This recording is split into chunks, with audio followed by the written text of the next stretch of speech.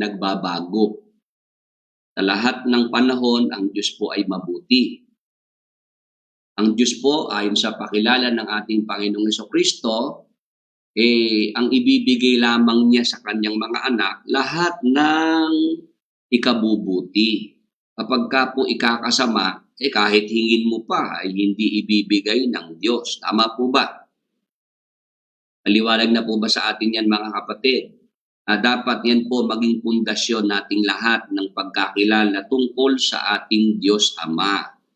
Siya po ay mabuting Diyos, lahat ng plano niya para sa kanyang mga anak, pawang ikabubuti. Amen. O ngayon, ang ating Diyos Ama na mabuti, mayroong kaaway na masama. Sino po yun? Si Satanas, ang Diablo. Ang Diablo po, mamamatay tao.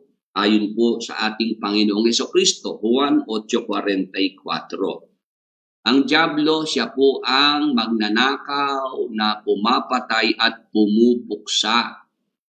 Kaya sa pamamagitan po nitong mga mapaminsalang kalamidad, gaya po ng malakas na bagyo, yung malalakas na lindol na yan, at isama na rin po natin yung pandemya ng COVID-19 sa panahong ito, marami pong ninanakawan si Satanas ng kaligayahan.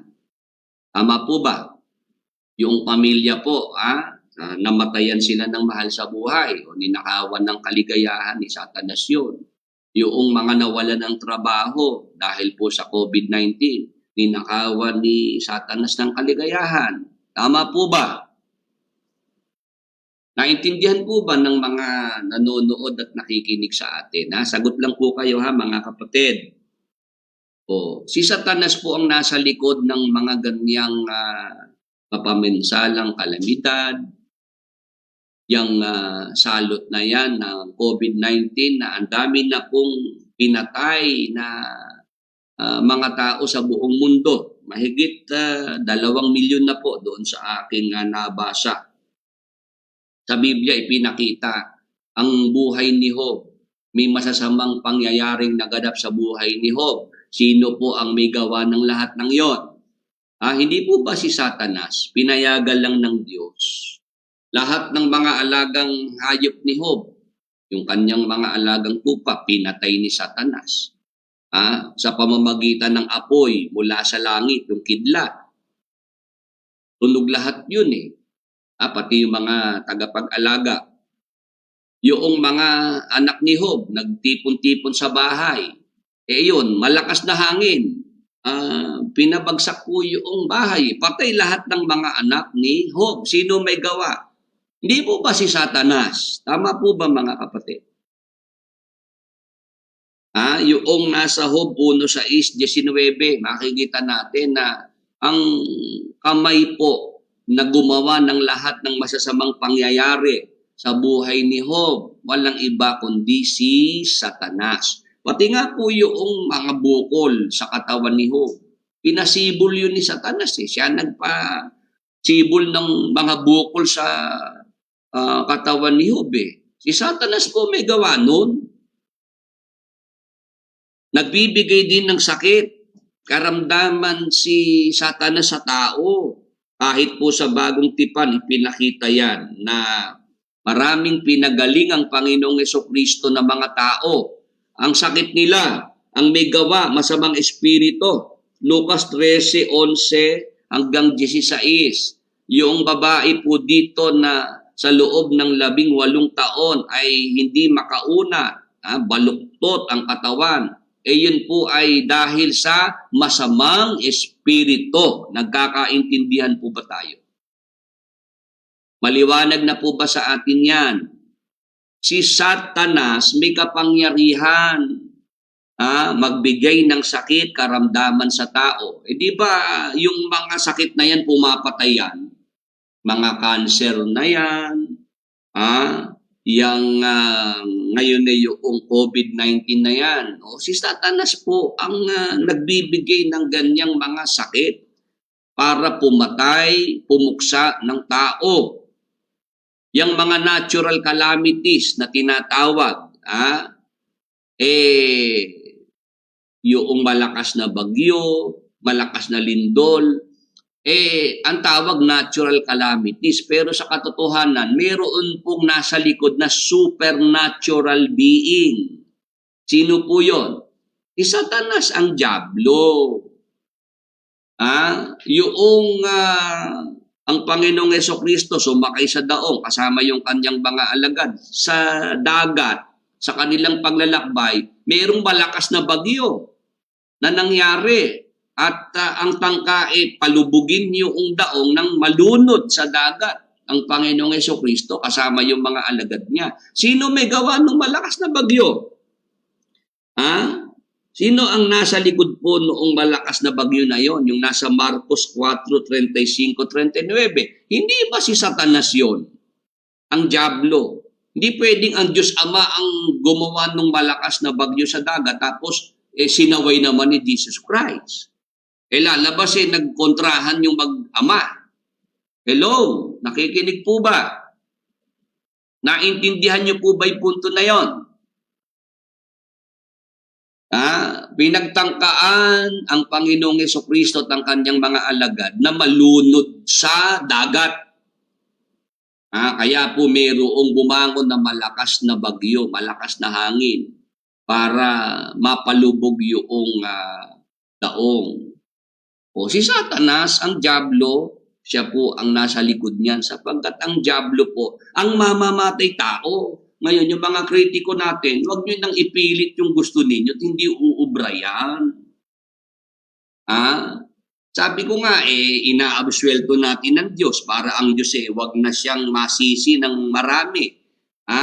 Huwag magalit ang maraming mga tao sa ating Diyos dahil siya ang naiisip ng marami na nagpalindol, nagpabagyo dyan sa mga kababayan natin sa Visayas at Mindanao. Kaawa-awa po itong ating mga kababayang ito. Nagpasko sila. Talagang mga walang bahay, mga nabatayan. Nagbagong taon sila. Ganun ang kanilang pinagdaanan. Tapos ngayon ang COVID-19, mga magulang at mga kaibigan, mga kapatid. Ito na, nagsabi na po ang ating mga eksperto, yung mga nasa DOH, ay napapansin na po ang unti-unting pagtaas na po uli ng kaso ng COVID-19. Ang mga ospital po ngayon, dito rin sa Bulacan, nag-uumpisa na po magkaroon uli ng mga pasyente na ang sakit COVID-19. Hello? Kaya tayo po'y humanda-handa. Maghanda-handa po tayo. Baka po tayo ay maka-encounter uli, makaranas uli ng mga panibagong lockdown. Dahil po, ito na dahil nagluwag ng kaunti ang gobyerno, dahil nga po marami ng mga negosyante ang umaaray. Pinagbigyan sila nitong mga nakaraan para ma-celebrate ang Pasko at Bagong Taon. Dahil nagluwag ang gobyerno, eto na, yung mga magulang sinama na yung mga anak nila sa mga pasyalan, sa mga malls. Nakita ko po rito sa SM, sa Walter, mga bata na po nandyan na. Eto ngayon, ang nakikita na unti-unti na pong tumataas uli ang kaso ng COVID-19. Unti-unti po uling nagkakaroon ng mga pasyente na dinadala sa mga ospital dahil sa COVID-19. Sino po ang nasa likod ng COVID-19? Ang Diyos ba ituturo natin? Samantalang ang sinasabi nga ng mga nakakaalam, mayroong laboratorio sa China na dyan nag-umpisa ang COVID-19. Virus yan na dinivelop sa isang laboratory sa China at mula doon kumalat na po yan sa buong mundo. Naintindihan natin na ang dyablo, si Satanas, mamamatay tao. May mga anak itong dyablo, si Satanas, mga tao na ang ginagawa kung ano ang nais ng tatay nila, ng kanilang amang dyablo, yung pumatay at pumuksa. Gamit yang salot. na COVID-19. Nagkakaintindihan po ba tayo? Maliwanag po ba? Ha? Nakuha nyo na po ba yung punto na yon? Si Satanas, pumapatay siya ng maramihan. Pinapatay niya ang mga tao. Ano ginagamit niyang kasangkapan? Para patayin, lipulin, puksain ang maraming mga tao. O nandyan po yung pandemya ng COVID-19. Nandyan po yung mga kalamidad na yan na nangyayari sa ating kapaligiran. Merong malakas na bagyo, merong mga pagbaha na nangyayari, tapos nandyan pa po yung mga lindol na yan. Maramihang pagpatay po ang nangyayari. Ginagawa ni Satanas, maramihang pagpatay, gamit po yung mga kalamidad, gamit po yung pandemya ng COVID-19. Ngayon po ang ating tanong ganito. Ano ang motibo ni Satanas sa maramihang pagpatay sa mga tao gamit ang mga mapaminsalang kalamidad at mga sakit? Ano po ba ang intensyon ng diablo ni Satanas? Kaya siya pumapatay ng maraming mga tao. Ginagamit niyang kasangkapan, COVID-19, iba't ibang mga sakit at karamdaman, kagaya ng cancer, leukemia, yung AIDS, tapos yung mga iba't ibang mga kalamidad na yan. Babasahin natin. Sa 2 Pedro 3 at 9, sa Magandang Balita, Biblia, ang Panginoon ay hindi nagpapabaya sa kanyang pangako gaya ng inaakala ng ilan. Hindi pa niya tinutupad ang pangakong iyon alang-alang sa inyo. Binibigyan pa niya ng pagkakataon ang lahat upang makapagsisi at tumalikod sa kasalanan sapagkat hindi niya nais na may mapahamak. Ito po ang kalooban ng Panginoong Diyos na naunawaan ng Apostol Pedro. Ano po yon? Ang sabi po sa talatang binasa natin, ang Panginoon ay hindi nagpapabaya sa kanyang pangako na gaya ng inaakala ng ilan. Hindi pa niya tinutupad ang pangakong iyon alang-alang sa inyo. Dito nagkamali po ang marami. Yan ikang araw ng paghuhukom na yan. Ang tagal na ikayang narinig ko, bata pa ako sinabi na ika ng tatay ko, mayroong araw ng paghuhukom. Babalik ang Panginoong Hesukristo. Ngayon ikay, lolo na ako May mga apo na ako, hindi pa bumabalik si Jesus Christ. Wala pang nangyayaring paghuhukom. Kaya hindi totoo yan. Marami pong mga tao, gano'n na naging kaisipan. Hindi nila naunawaan na ang Panginoon hindi naman nagpapabaya sa kanyang pangako, gaya ng inaakala ng ilan. Sabi ng Apostol Pedro, hindi pa niya tinutupad ang pangakong iyon, alang-alang sa inyo. Bakit?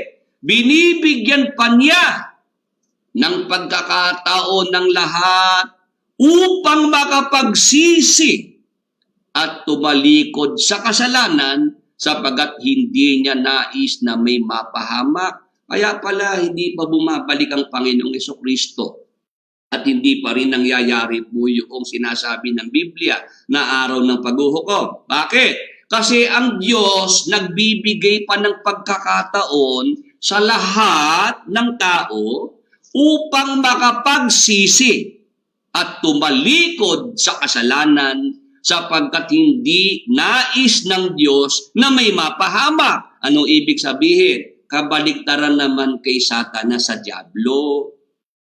Ang diablo po, kaya siya pumapatay ng maramihang pagpatay. Gamit ang mga kalamidad, gamit ang mga sakit, salot gaya ng COVID-19. Para sa anong kadahilanan? Para alisan ng pagkakataon ang lahat ng tao na makapagsisi at tumalikod sa kasalanan. Nagkakaintindihan po ba? Pwede po bang sumagot ang mga nanonood sa atin ngayon na naintindihan yung punto na yan? Understood po ba? Understood. Ang Diyos Ama, ano ginagawa niya?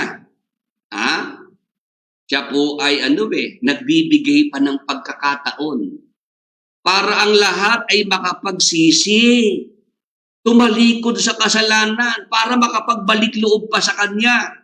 Ang mga tao kasi ayaw ng Diyos na may mapapahamak. Kabaliktaran naman kay Satanas sa Diablo.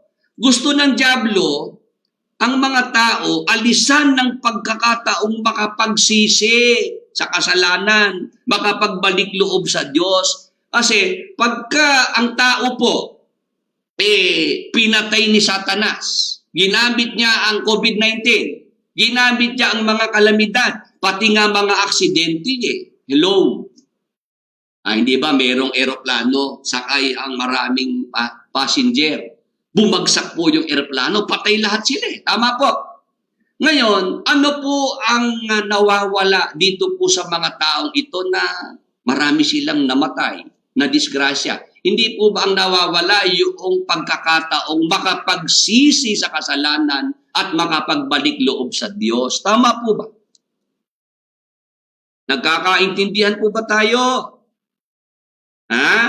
Ito pong Diablo, si Satanas, ang kanyang motibo. Kaya po ginagawa niya yung maramihang pagpatay sa mga tao. Ginagamit niya ang COVID-19. Ginagamit niya ang iba't ibang mga sakit, karamdaman.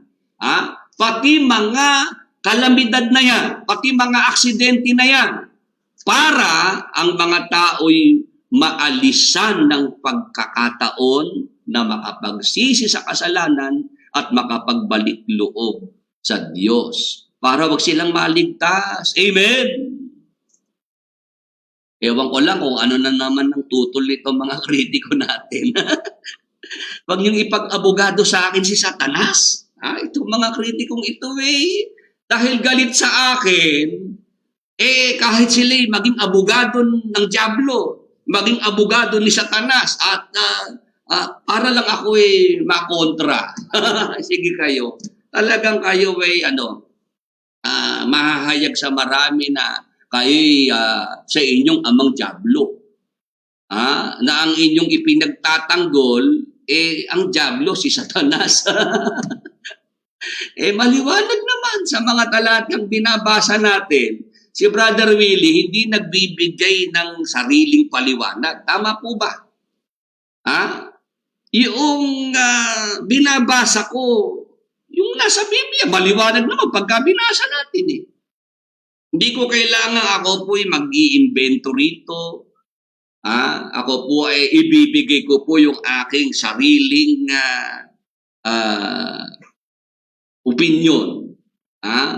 Yung aking palagay. Kaya nga ako nagustuhan ni Don Manolo Pabis nung araw may nagtatanong po sa aking caller sa programa ni Don Manolo. Brother Willie, ano sa palagay mo?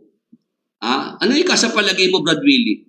Sagot ko sa caller kapatid, lalamang kwenta ka ako yung palagay ko dito Hindi naman importante yung palagay ni Brother Willie. Ang mahalaga ka ako, yung nakalagay sa Biblia. Amen. Amen po ba? Kaya tuwan-tuwa si Don Manolo Pabi sa akin nung araw pag ako po ay nasa programa niya. May mga nagme-message sa akin Willie Santiago, kaya mo bang mag-Bible exposition? Panati ka nagtatanong sa akin Kaya mo bang mag-Bible exposition? Sabi ko, loob-loob ko lang, itanong mo muna sa kuya mo yan, kung kaya niya. Hello? Kasi meron tayong number dito sa programa, yung sa GCash. Meron dyan, magme-message, kahit gabi na. Willie Santiago, kaya mo bang mag-Bible exposition? Sabi ko, tanong mo muna sa kuya mo yan. Ako kasi, kahit itanong nyo kay Mel, may mga record naman ako dyan na ako'y nag-Bible exposition, kahit kay Jocelyn. Tanong nyo sa kanila kung magsasabi ng totoo. Meron ka bang dyan, video ng Willie Santiago na siya nag-Bible exposition? Meron! Kung ilalabas nila. Hindi nila ilalabas kasi makikita yung pagka-inutil nung bago nilang leader. Bakit itong Willie Santiago kayang mag-Bible exposition? Bakit itong aming bagong leader wale? Yun ang sinasabi natin. Bago nyo ako tanungin na kaya mo bang mag-Bible exposition, tanungin nyo muna yung kuya ninyo. Wala nga ginagawa dyan sa inyo Sasalang yung video ni Brad Eli. O pagkatapos sa salang video ni Brad Eli, kukolekta ng abuloy. Sarap ng buhay. Ngayon ba tayo napunta dyan? Kasi, noong ako po ay nandoon sa programa ni Don Manolo, tinatanong ako nung caller, ano sa palagay mo, Brad Willie? Sabi ko, hindi importante palagay ko. Ang importante kung ano nakalagay sa Biblia. Kung ano yung nakasulat dyan. Yung nakalagay dyan. O ano ang binasa natin? Ang Diyos nagbibigay ng pagkakataon sa lahat ng tao para makapagsisi. Makapagbalik loob sa Kanya. Yan naman ang ayaw mangyari ni Satanas, ng Diablo. Kaya ano ginagawa niya? Maramihang magpatay. Gamit yung mga aksidente na yan, gamit yung mga kalamidad na yan, gamit ang mga sakit, mga salot, pandemya ng COVID-19 para alisan ng tao ng pagkakataon na makapagsisi sa kasalanan at makapagbalik loob sa Diyos. Kasi ang Diyos ayaw niya na ang tao po mapahamak. Ang kalooban ng Diyos, ang tao po, kung po pwede lang, lahat ay maligtas. Basa sa unang Timoteo 2 at 4. Ito naman po nakasulat. Ibig niyang ang lahat ng tao ay maligtas at makaalam ng katotohanan ito. Kita niyo po yung contrast ng Diyos at ni Satanas, yung kabaligtaran. Ang Diyos, ibig niya lahat ng tao ay maligtas. O ano naman ang kay Satanas? Ibig ni Satanas, lahat ng tao ay mapahamak. Tama po ba? Hello? May kausap po ba si Brother Willie? Meron nagtatanong, ba't pa si Brother Willie nag-hello? Hindi ba pagka ikaw ay tumawag ka sa telepono, di ba? No? Para malaman mo kung yung nasa kabilang linya ay nadidinig ka. Malaman mo kung meron kang tao doon sa kabilang linya. Hello! Minsan kasi meron daw nagugulat, hello ako. Hello! Yung baka nandyan, mag-response naman. Mag-reply naman po kayo kung naintindihan niya po yung punto. Ang Diyos, gusto niya lahat ng tao maligtas. Kaya siya nagbibigay ng pagkakataon na makapagsisi sa kasalanan. Makapagbalik loob sa Kanya yung mga tao. Ito naman ang kaaway ng Diyos, si Satanas, ang Diablo, ay ayaw niyang bigyan ng tao ng pagkakataon na makapagsisi sa kasalanan, makapagbalik loob sa Diyos. Ayaw niya na ang tao maligtas. Gusto ng Diablo, ang tao makasama niyang mapahamak. Amen. Amen po ba? Kasi alam ng Diablo, meron ng hatol sa kanya na siya'y maparusahan sa dagat-dagatang apoy na walang hanggan. So, yun ang gusto ngayon ni Satanas ng Diablo. Siya po ay nagdo-double time. Nagkukumahog siya na pumatay ng maraming mga tao. Ano gamit niya sa pagpatay sa maraming tao? Ito ang iba't ibang mga sakit at karamdaman. Mayroong mga nagsasabi, alam mo, yung diabetes kong ito, kasi nasa lahi namin ito Lola ko, may diabetes, namatay dahil sa komplikasyon ng diabetes. Nanay ko, may diabetes din, naputulan pa nga ng paa. Namatay din dahil sa diabetes, sa komplikasyon. Ako, may diabetes din ngayon Ayun, ito ay kinamamatay ng namin, pamilya namin Ang sabi nila, yun daw kasi ay nasa genes. Hereditary ika kasi. Yun ang termino ng mga doktor. Hereditary. Pero ang katotohanan po, mga magulang at mga kaibigan, yung sakit na yan na diabetes, yan po yung ibinigay ni Satanas. Yan sa inyong lahi na yan para kayo patayin. Hello? Nakikinig po ba ang ating mga kasama? Naintindihan niyo po ba yung sinasabi ko? Mayroong mga ina-assign ang dyablo, si Satanas, na mga kampun niya, na mga demonyo. Para yung isang pamilya na yan, yung lahi na yan, bantayan at patayin sa isang uri ng sakit. Nagkakaintindihan po. Meron pamilya ang ikinamamatay, sakit sa puso, inaatake. Bakit po yung pamilya na yun yung lahat ang ikinamamatay? Kasi meron nang inassign si Satanas, ang dyablo, na masamang espiritu na magbabantay sa lahi na yan, sa pamilya na yan. Yung generation nila, lahat sila mamamatay sa sakit sa puso. Lahat sila mamamatay sa sakit sa bato. Lahat sila mamamatay sa diabetes. Nagkakaintindihan po ba tayo? Mag-amen naman kung naintindihan nyo po. Kaya nga yung mga fanatics, layasan nyo na yung huddle na yan. Walang kwente. Kayo nagsasayang na ng oras. Hindi naman kayo sinasali sa talakayan. Napakahigpit pa. Kailangan daw open ang camera. Kailangan naka-zoom pa at magbabahid pa sila. Mantakin mo, gagastos ka ron sa huddle na hindi ka naman kasali, salimpusa ka lang. Sabi ng mga miyembro, pati ka hindi na lang sa libre tayo pumunta sa Facebook live streaming, YouTube live streaming, ba't hindi na lang yung sa libre? Sabi ko, kasi walang maidadahilan yung bagong leader ninyo.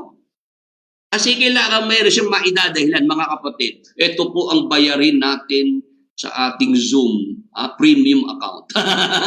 Nagpapatong pa siya ron Hello?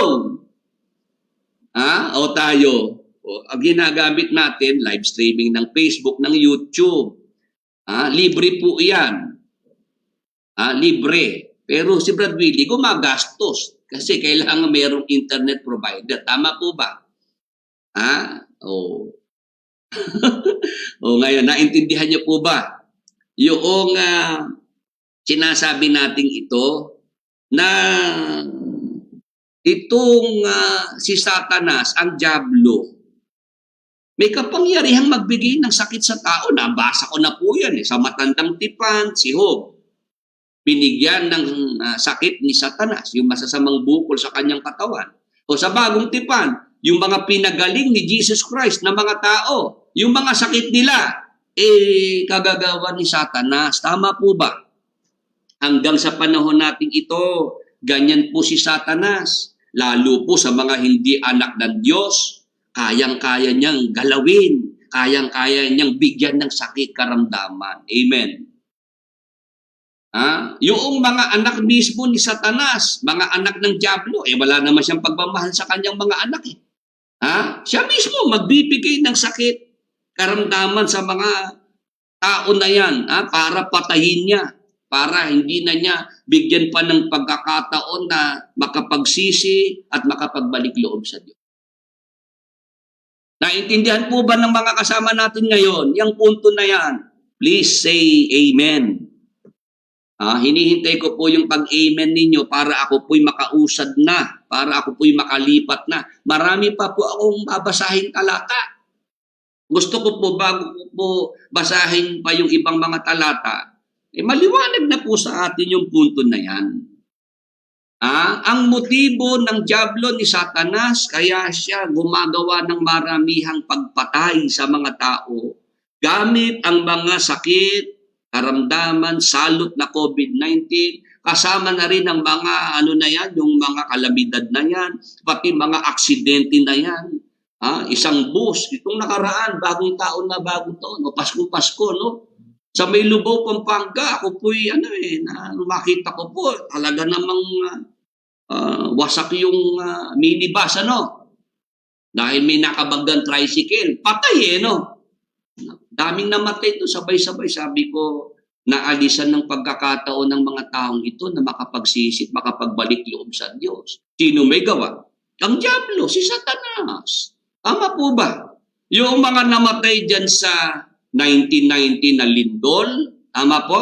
Yung mga namatay dyan, nung bata pa ako, yung Doña Paz, yung barko na lumubog. Di ba Pasko yun? Ang mga tao dahil gustong mag-uwian, nag-overloading. Tama po. Libo po yung namatay. Yan sa Doña Paz na yan. Mas marami pa sa namatay sa Titanic. Sa pagkakaalam ko. Di ba yung pelikulang Titanic? Di ba yun bumiyahe yun? Isang biyahe lang, hindi na nga nakabalik Patay lahat nung lumubog yung barkong Titanic yun palang MV Doña Paz nung ako po'y high school. Natandaan ko po yan Lumubog po dahil nakabangga yung isa ring barko. Patay! Libo-libong katao. O sino may kagagawan? Noong paglubog ng Titanic, paglubog ng MV Doña Paz na yan at maraming mga taong namatay. Si Satanas! Ang diablo, wag nating ituturo ang Diyos ang may gawa. Dito sa Bukawi, di ba may pagoda dyan? Di ba sila nagpiesta sa Bukawi? Sumakay ng pagoda, lumubog yung pagoda. Maraming nalunod. Sino may gawa? Hindi ba si Satanas, ang diablo? Nagkakaintindihan po ba tayo? Sa Amerika, nangyari po yung pag-collapse ng Twin Tower. Hello? 911 ba yun? Tama ba? 911. Sino ang nasa likod noong pagbagsak noong Twin Tower na yan sa Amerika? Libo rin ang namatay. Hindi ba ang diablo si Satanas? Juan 8:44, kayo'y sa inyong amang diablo. Siya'y isang mamamatay tao. Huwag nating makakalimutan yung talata na yan. Ayan, sa MV Doña Paz, 4,386. Nangyari po yan noong December 20, 1987. Kung ikukumpara mo sa Titanic, alam ko mas marami itong sakay ng MV Doña Paz. I hope itong mga talatang binabasa natin ay lalo pong nagbibigay sa atin ng clear picture. Kung sino po ang nasa likod ng mga ganyang mga kalamidad, pati mga aksidente, yung mga sakit karamdaman na yan. Pumapatay ng maraming mga tao, si Satanas po ang nasa likod. Ano ang motibo niya? Alisan ng pagkakataon ng mga tao na makapagsisi sa kasalanan at makapagbalik loob sa Diyos para wag silang maligtas. Gusto po ng diablo ni Satanas, makasama niyang mapahamak. Naghahanap kasi ng damay na lang itong diablo si Satanas. Ngayon, dahil ganyan po ang gawain ni Satanas ng diablo, gusto niyang pumatay ng maraming mga tao para makasama niyang mapahamak. Ano ngayon ang ginawa ng Diyos Ama? Ano ngayon ang ginawa ng Panginoong Jesucristo para ma-counter nila yung masamang gawain ni Satanas o ng diablo? Basa sa unang Juan 3:8. Magandang balita, Biblia. Ang nagpapatuloy sa pagkakasala ay kampo ng diablo, sapagkat sa simula pa'y gumagawa na ng kasalanan ng diablo. Kaya, naparito ang anak ng Diyos. Si Jesus Christ po yung anak ng Diyos, Kaya't naparito ang anak ng Diyos upang wasakin ang mga gawa ng diablo. Nakikinig pa po ba kayo dyan? Yung palang sa labat ko, nakalimutan nyo akong bigyan. Kaya pala ako Yung aking salabat, hinihintay ko po. Habang hinihintay ko, pakisagot naman po yung aking katanungan. Yung diablo, ang gawain niya, yang pumatay, pumuksa ng mga tao, pagnakawa ng mga tao. Ano ngayon ang ginawa ng Diyos? Ano ginawa ng Panginoong Jesucristo para mapigilan, mahadlangan niyang gawain na yan ng dyablo ni Satanas? Sige nga po, batay po dyan sa talatang binasa natin. Ano po ang sagot?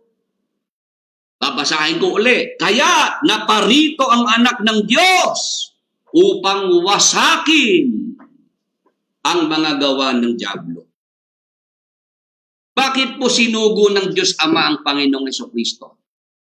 Bakit po naparito sa lupa ang Panginoong Jesucristo? Ano ang isa po niyang misyon? Ano po sagot? Naghihintay po ako, malaman ko lang kung nakikinig kayong mabuti.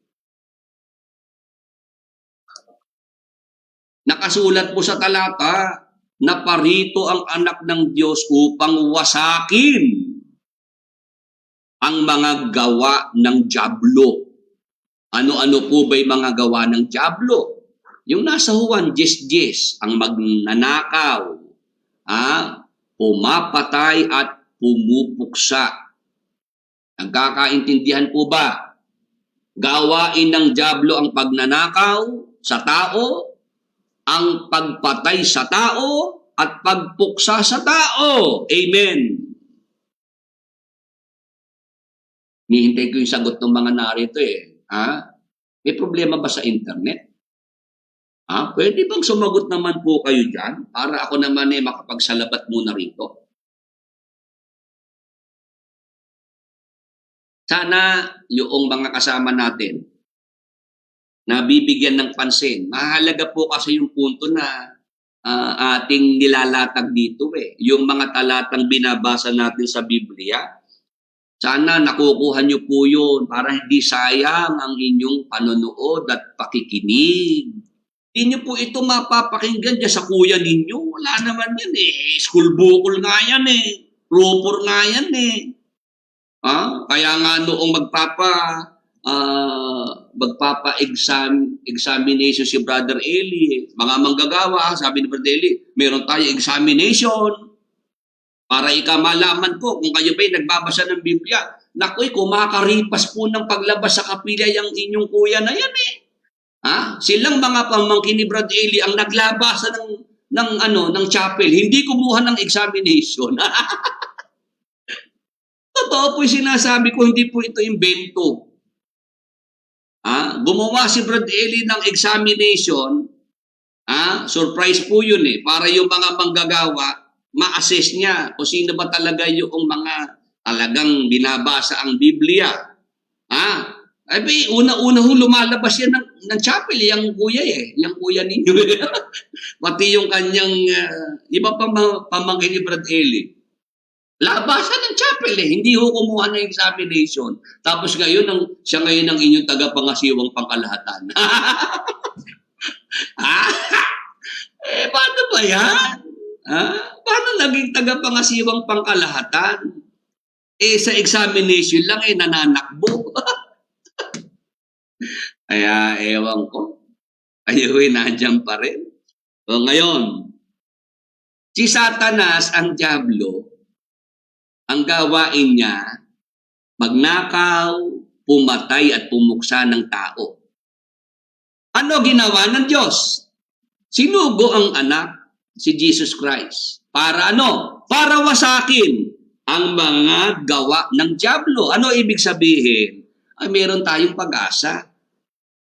Hindi tayo dapat pala matakot kay Satanas sa dyablo Kung siya man may gawaing pumatay, pumuksa ng tao, magnakaw sa tao. Ito po ang Panginoong Jesucristo. Nung siya po'y sinugo ng Diyos Ama, nagtagumpay ang Panginoong Jesucristo sa kanyang misyon. Ano po yun? Wasakin ang mga gawa ng dyablo. Amen. Amen po ba? Kaya, pagka ikaw ay Kristiyano, sumasampalataya sa Panginoong Jesucristo, hindi ka dapat, maano kay Satanas, ma-intimidate. Hindi ka dapat na titindigan ka ng balahibo, kay Satanas, sa mga demonyo. Hello, nakikinig po ba kayo? Pagka ikaw ay na kay Kristo na, tumasampalataya ka kay Jesus Christ, ikaw ay anak na ng Diyos. Kasi dahil sa pagsampalataya kay Jesus Christ, nagiging anak ka ng Diyos. Juan 1:12-13.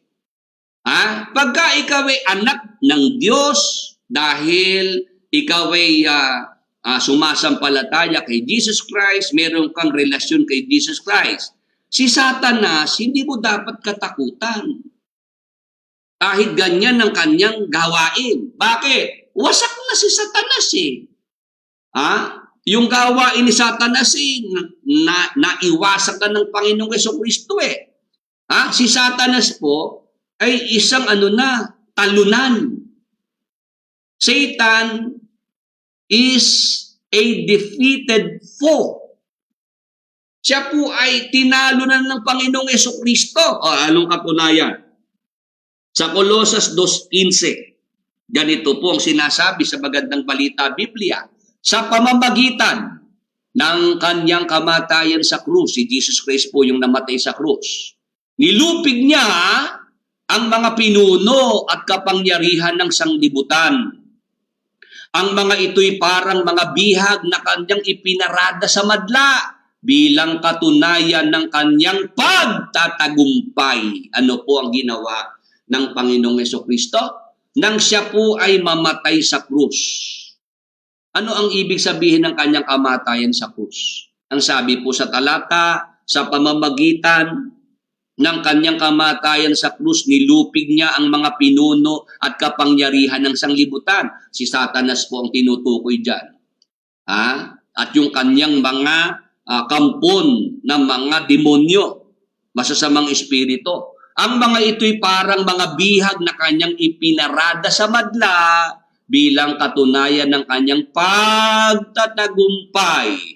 Ano po ang dapat nating maunawaan? Tayong mga anak ng Diyos, tayong mga Kristiyano, mula kay Satanas hanggang sa kanyang pinakamaliit na kampon, silang lahat nilupig na, tinalo na ng Panginoong Hesukristo. Amen!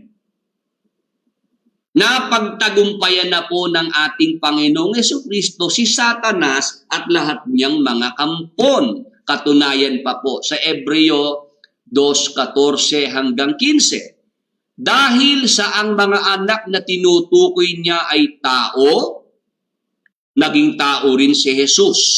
At tulad nila'y may laman at may dugo. Ginawa niya ito upang sa pamamagitan ng kanyang kamatayan ay mawasak niya ang kapangyarihan ng dyablo na siyang may kapangyarihan sa kamatayan. Nakita po ba ninyo? Yang sinasabi po sa talata, sa pamamagitan ng kamatayan ng Panginoong Jesucristo, ano po ang nangyari? Winasa ng Panginoong Jesucristo ang kapangyarihan ng dyablo na siyang may kapangyarihan sa kamatayan. Sa 15. At pinalayan niya ang lahat ng tao na habang panahoy inalipin ng takot sa kamatayan. Kaya po ang Kristiyano, mga magulang at mga kaibigan, ay wala pong takot sa kamatayan. Naintindihan po ba natin? Ang mga unang Kristiyano hindi natakot sa kamatayan. Kahit sila po ay nilagay sa arena. Nung panahon ng Roman Empire, sinusunog silang buhay. Pinapalapa sila sa mga leon, sa mga tigre. Hindi natakot ang mga Kristiyano. Naintindihan po ba natin? Kahit pugutan pa ng ulo, hindi natakot si Santiago sa tabak ni Herodes. Ewan ko. Noong buhay pa si Brad Eli, nasa Pilipinas pa. Ano ang kinakampanya? Bigyan po natin ng sasakyang bulletproof ang kapatid na Eli. Para hindi po siya, hindi ho siya magalaw ng mga kalaban. Para kung may babaril po sa kapatid na Eli, protektado po siya ng bulletproof na sasakyan. Hello? Ano ay pinapakita nun? Hindi ba takot sa kamatayan. Tama po. Ha? Tama po ba? O kahit yung inyong bagong leader, yung inyong kuya, ano ba sasakyan yan? Di ba bulletproof din? Tapos pag natutulog pa, may hawak na 2.45. Hello?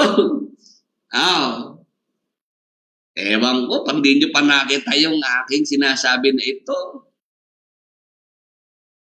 Hindi ba ganyan yung mga leader ninyo? Si Brad Eli, kailangan daw ibilin ng sasakyang bulletproof. Pati itong pamangkin niya, dapat daw ang ating mga sugo nakasakay sa mga bulletproof na mga sasakyan para ligtas po sila sa mga magtatangka.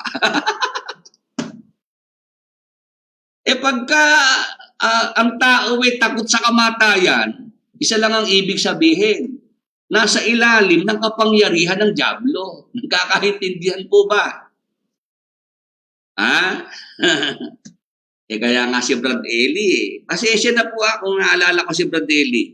Mag-isang taon na rin si Brad Eli sa Pebrero Kaya sabi ni Brad Eli, kaya ako tumakas, umalis na ng bansa kasi sabi sa akin noong isang may binabanggit pa siyang abogado na matay na rin si Chavez. Brad Eli, huwag ka magpapahuli ng buhay sa kanila kasi pagka ikaw ay naisakay sa sasakyan, irarampa ka ng mga yan, hindi ka na makakarating sa sa kulungan. Natakot si Brad Eli doon sa mga nadinig niya. At pag nakarating ka sa kulungan, Brad Eli, nako, doon na magkakaroon ng kunwari gulo, riot para ikay mapatay.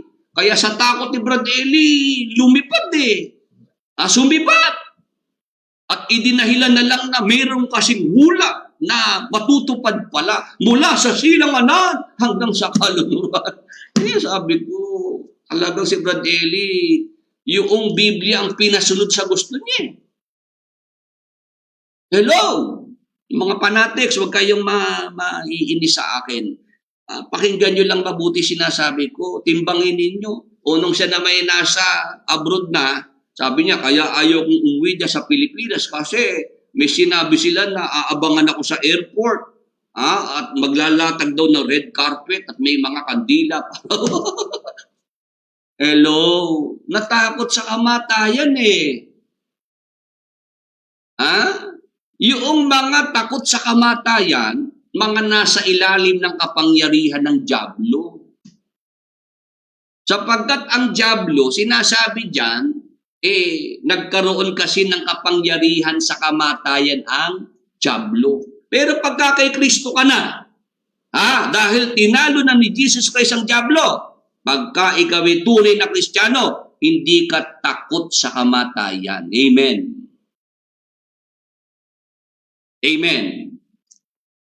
O ngayon, yung iba, sinusubukan ako nung araw. Kung talaga daw matapang ako, Willie Santiago, kung talagang matapang ka, buhay pa si Brad Eli, punta ka sa Apalit. Sabi sa akin. Kasi sabi ko dito kami ni Brad Eli, magsagutan na sa YouTube, sa Facebook may mga fanatics na pumapasok at ako inuurot.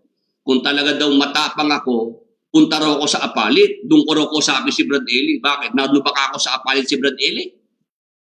Di ba ako nasa Brazil? Pwede kami mag-usap ni Brad Eli dito na sa live streaming ng Facebook, ng YouTube. Pero hindi ako kailangan pumunta ng Apalit. Sabi, kung talaga daw matapang ako, punta ako sa Apalit, doon ako magsalita. Sabi ko, kung sa tapang lang, matapang ako, pero hindi ako utu-uto.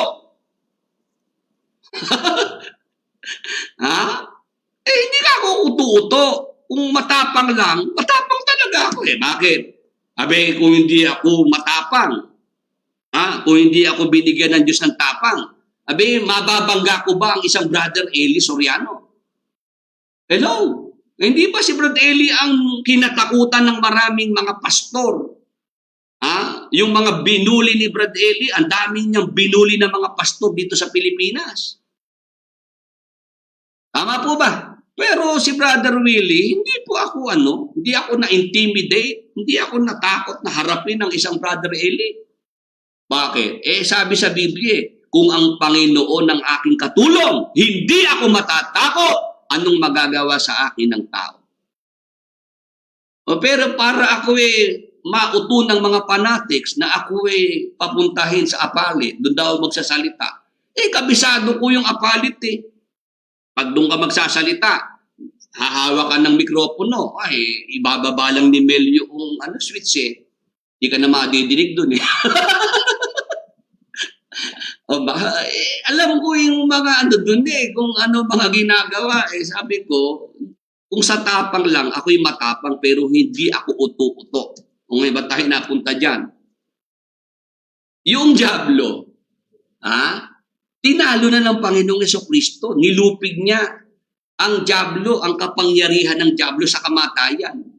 Ngayon, yung mga Kristiyano sumasampalataya, wala na pong takot sa kamatayan Wala na po sa ilalim ng kapangyarihan ni Satanas. Kaya pag nakakakita kayo dyan ng mga takot mamatay, gaya nga nung kailangan bigyan ng bulletproof si Brad Eli ng sasakyan dahil may mga nagtatangka daw sa buhay ni Brad Eli. Doon ko nakita na na nasa ilalim ng kapangyarihan ng Diablo yung mga may takot na yan takot sa kaso. O yung inyong kuya, tingnan nyo ang linis niyan. Walang record yan na yan nakasuhan But minsan hindi yan sumalang umiwas yan na maupo sa broadcast kasi alam niyang pagkakasama ni Brad Eli, madaling madamay sa mga libel case Tingnan nyo yung bagong leader. Kaming lahat ng mga nasama sa panel, nakasuhan Libel case, yan, si Sister Luz, Brad Danny, Brad Josel. Kami mga kasama sa panel lang nakasuhan. Yung inyong kuya, walang kaso yan kahit isa. Kasi takot. Takot yung makasuhan. Ang daming bodyguard pag lumalakad. Daig pa ang congressman, daig pa senador niya sa dami ng bodyguard. Ngayon, tuloy na po natin itong ating pinapaksa. Pagka-Kristiyano po tayo, sumasampalataya sa Panginoong Jesucristo, hindi tayo dapat matakot kay Satanas. Kahit si Satanas, ito gawain niya, pumatay, pumuksa ng tao, magnakaw sa tao, ginagamit ang mga sakit, karamdaman, COVID-19, mga kalamidad na yan. Bakit? Kasi si Jesus Christ po, natalo na po niya si Satanas. Ang kapangyarihan ni Jesus Christ, dinaig si Satanas. At yung kapangyarihan na yon ng ating Panginoong Jesucristo, ano ginawa niya? Bago po siya umalis dito sa lupa, bumalik sa langit. Basahin natin. Mateo 28:18 hanggang 20. At lumapit si Jesus sa kanila at sila'y kanyang kinausap na sinasabi, ang lahat ng kapamahalaan sa langit at sa ibabaw ng lupa ay naibigay na sa akin. Nung mabuhay na mag-uli ang Panginoong Jesucristo, sabi niya sa kanyang mga alagad, ang lahat ng kapamahalaan sa langit at sa ibabaw ng lupa ay naibigay na sa akin. Nabawi ng Panginoong Jesucristo lahat ng kapamahalaan. Kasi noong si Adan ay magkasala, yung kapamahalaang naibigay ng Diyos kay Adan dito sa lupa, naisurrender ni Adan kay Satanas. Naintindihan po ba ninyo? Yun bang mga narito, naintindihan tayo? Usang loob na isinuko ni Adan yung kapamahalaan na binigay sa kanya ng Diyos. Si Adan kasi ang inilagay ng Diyos sa lupa na kanyang engkargado, tagapamahala. Ngayon, dahil sa kasalanan ni Adan, napunta yung kapamahalaan kay Satanas dito po sa lupa. Kaya nga, si Satanas nagagawa niyo kung ano ang gusto niyang gawin dito sa lupa. Nagkakaintindihan po ba? Ngayon, si Jesus Christ, nung siya mamatay sa krus, mabuhay na mag-uli, lahat ng kapamahalaan sa langit at sa lupa na ibigay na sa akin, sabi niya. Ano ngayon ang nakasulat sa pagpapatuloy? Dahil dito magsiyaon nga kayo at gawin ninyong mga alagad ang lahat ng mga bansa na sila inyong bautismuhan sa pangalan ng Ama at ng Anak at ng Espiritu Santo. Yun palang kapamahalaan na yun na nasa Panginoong Jesucristo. Yun po pala ay ipinagkaloob niya sa kanyang mga alagad na sumasampalataya. Na i-delegate ni Jesus Christ ang lahat ng kanyang authority sa kanyang mga alagad na sumasampalataya. Amen. Pwede ho bang mag-amen yung mga nandito sa ating pag-aaral na ito? Mga kapatid, ano po sagot nyo dyan? Bilang Kristiyano na sumasampalataya, bakit ka matatakot kay Satanas, sa Diablo? Bakit ka matatakot sa masasamang espiritu? Kung sila man ay nagbibigay ng sakit karamdaman sa mga tao, kung ginagamit nila yung mga kalamidad na yan, kung nandiyan ng COVID-19, ikaw ay anak ng Diyos. Kristiyano ka. Yung authority ng Panginoong Jesucristo na ibigay din sa iyo. Amen. Meron kang gagamitin laban kay Satanas at sa lahat ng kanyang mga kampon. Nagkakaintindihan po ba tayo? Kaya dito po sa mundo, nandyan po si Satanas, nandyan ang kanyang mga kampon. Narito tayo sa lupa. Bakit ka matatakot? Unang-una, natalo na ng Panginoong Jesucristo yung mga yan. Mula kay Satanas hanggang sa kanyang kaliit-liitang kampon. Pinakamababa niyang kampon. Itong mga ito kasi, bagabat talunan, makukulit. Kumbaga, ano lang sila. Ayaw nilang sumuko pa talaga. Ngayon tayo yung nasa lupa, mga anak ng Diyos. Kailangan lang nating ipagpatuloy yung laban. Kailangan lang i-enforce natin yung victory, yung tagumpay ng ating Panginoong Jesucristo. Meron tayong panlaban sa mga yan. Ano po yun? Yung authority na mismong nanggaling sa ating Panginoong Jesucristo. Ngayon po ang ating tanong ganito, ano-anong mga kapamahalaan ang naibigay ni Kristo sa kanyang mga sumasampalatayang alagad? Ano ba yung mga authorities na kay Jesus Christ na naibigay niya sa lahat ng mga sumasampalataya niyang mga alagad? Gagamitin natin yan laban kay Satanas at laban sa kanyang mga kampon na masasamang espiritu. Yan naman ang ating ipagpapatuloy sa susunod po na linggo. Kung loloobin ng Panginoon, yun na po yung pinakahuling bahagi ng paksang ito. Alamin natin, yung mga authorities, kapamahalaan na mula kay Kristo na ipagkaloob sa lahat ng mga sumasampalataya, gagamitin natin laban kay Satanas at laban sa kanyang mga kampon.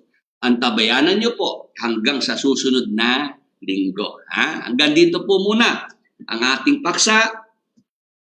Pagpalain po tayo ng ating Panginoong Diyos. Magandang araw po sa ating lahat.